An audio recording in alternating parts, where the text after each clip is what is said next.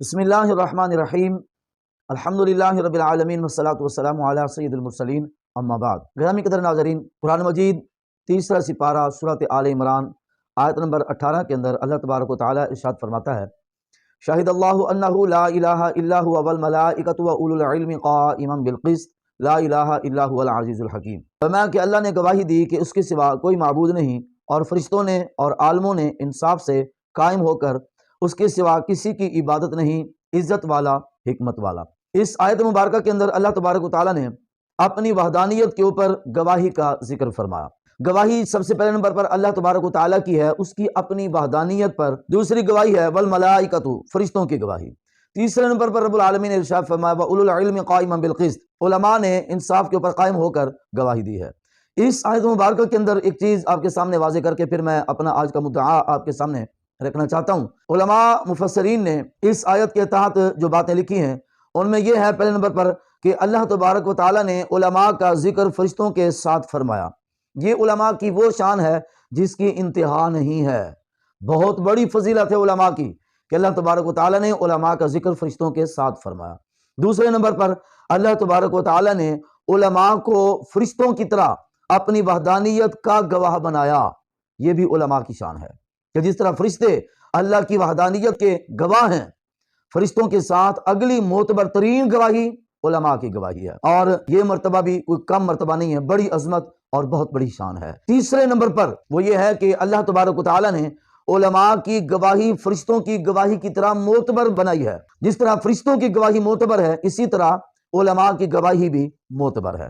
اس بات کے بعد ناظرین گزارش یہ ہے کہ علماء ہمارا بہت بڑا سرمایہ ہوتے ہیں۔ کوئی بھی عالم ربانی اللہ تعالیٰ کی نعمت سے کم نہیں ہوتا۔ ایسا عالم جو دین اور اسلام کے مزاج کے مطابق دین اور اسلام کے احکام بیان کرے، جو دین اور اسلام بیان کرے، رسول اللہ صلی اللہ علیہ وسلم کی حدیث مبارک کے مزاج کو سمجھ کر حدیث کو بیان کرے، شریعت کو بیان کرے، صحابہ و اہل بیت کے ادب، احترام، ان کی شان، ان کی عظمتوں کو ملحوظ رکھتے ہوئے ان کا ذکر کرے۔ اگر کوئی ایسا ہو کہ جو صحابہ کا ذکر کرے تو اہل بیت کی عظمت میں تنقیص کا پہلو تلاش کرے، اہل بیت کا ذکر کرے تو صحابہ کی عظمت میں تنقیص کا پہلو تلاش کرے، نہ وہ عالم ربانی ہوتا ہے اور نہ ہی وہ اللہ کی نعمتوں میں سے کوئی نعمت ہوتا ہے۔ لیکن ہم نے دیکھا ماضی کے اندر ایسا بہت ہوا کہ وہ علماء ربانیین جب تک وہ دنیا میں رہے ان کی کردار کشی ہوتی رہی، جب تک وہ دنیا میں رہے ان کے اوپر پتہ نہیں کیا کیا آوازیں کسی جاتی رہیں، جب تک وہ دنیا میں رہے ان کو نامناسب کلمات کے ساتھ اور القاب کے ساتھ پکارا جاتا رہا، اور وہی علماء جب دنیا سے چلے گئے ان کے مزارات بھی بنے، ان کے عرس بھی ہوئے، ان کے بڑے بڑے اشتہار بھی چھپے، اور عزت و احترام والے بڑے بڑے القابات بھی ان کے ساتھ لگے۔ یہ ہمارا دوہرا رویہ ہے، ہمارا یہ نامناسب معیار ہے کسی کو ماننے اور پہچاننے کا۔ ابھی ماضی قریب کے اندر دیکھیں، چند سال ہوئے استاذی و استاذ العلماء امیر المجاہدین علامہ خادم حسین رضوی رحمۃ اللہ علیہ جب تک دنیا میں تھے تو ان کے لیے لوگوں کے نظریات کیا تھے، پتہ نہیں کیا کیا الزام تھا جو ان کے اوپر حریفوں نے نہیں لگایا۔ لیکن وہی جب داعی اجل کو لبیک کہتے ہیں تو 1.5 کروڑ لوگ ان کے جنازے کے لیے محض اس لیے آ جاتے ہیں کہ ان کا جنازہ پڑھیں گے تو ہماری بھی بخشش ہو جائے گی۔ یہ دوہرا معیار ہے۔ اس سے تھوڑا سا پیچھے اور چلے جائیں، ماضی کے اندر قائد ملت اسلامیہ حضرت علامہ شاہ نورانی صدیقی رحمۃ اللہ تعالی علیہ، وہ جب تک دنیا میں رہے ان کے لیے بھی وہی رویہ رہا۔ جب انہوں نے بھی داعی اجل کو لبیک کہا تو پھر وہ لوگ جو ان کے مخالف ہوا کرتے تھے، بدعقیدگی کے اور غلط نظریات کے کیا کیا الزام ان کے اوپر لگاتے تھے، وہ بھی ان کو حضرت علامہ مولانا کے القابات کے ساتھ، قائد ملت، قائد اہل سنت کے القابات کے ساتھ ذکر کرنے لگے، حتیٰ کہ وہ اپنے کسی بھی اشتہار، فلیکس اور اپنے کسی بھی پروگرام کے بینر کے اوپر یا تو نورانی صاحب کے نام یا ان کی تصویر کے بغیر اپنے پروگراموں کی فلیکسوں کو بھی نامکمل سمجھا کرتے تھے۔ یہ دوہرا معیار ہے۔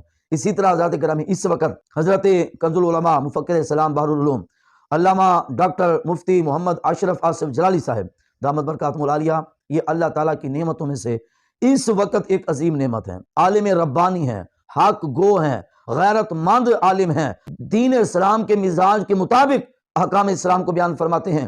اگر صحابہ کا ذکر ہو تو اہل بیت کی شان ملحوظ ہوتی ہے، اگر اہل بیت کا ذکر ہو صحابہ کی شان ان کے ذکر کے اندر ملحوظ ہوتی ہے۔ لیکن اس وقت جو صورتحال چل رہی ہے، اللہ تبارک و تعالیٰ سمجھنے کی ہدایت کی توفیق عطا فرمائے۔ اسی تناظر کے اندر میں گزارش کرتا چلوں کہ گزشتہ کل قبلہ ڈاکٹر صاحب کے والد گرامی کا 10ویں کا ختم شریف ہوا۔ بہت ہی کثیر تعداد کے اندر علماء و مشائخ نے اس پروگرام میں شرکت کی۔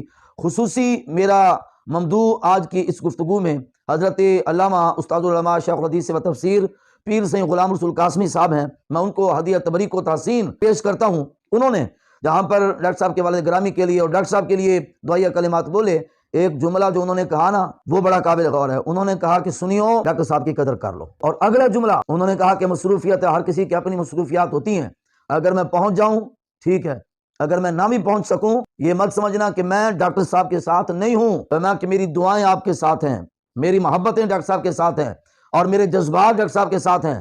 ڈاکٹر صاحب غیرت مند حق گو عالم ہے۔ یہ جملے کہنے کا میرا مقصد کیا تھا کہ فرقہ تکفیریہ، فرقہ رافضیہ کے وہ حضرات جو ایک بے بنیاد مسئلے کو لے کر ڈاکٹر صاحب کو خارج از اہل سنت قرار دینے کی تگ و دو میں لگے ہوئے ہیں، غلام رسول قاسمی صاحب کا یہ وہاں پر آ کر بیان کرنا اور اس طرح کے جذبات کا اظہار کرنا ان لوگوں کے لیے باعث عبرت ہے جو کہتے تھے جھوٹے حوالے دے دے کر کے فلاں بھی چھوڑ گیا، فلاں بھی چھوڑ گیا، فلاں بھی چھوڑ گیا، ایک ایک کر کے فرقہ تکفیریہ کے نام نہاد لوگوں ایک ایک کر کے وہ ساری چیزیں تمہارے سامنے آ رہی ہیں۔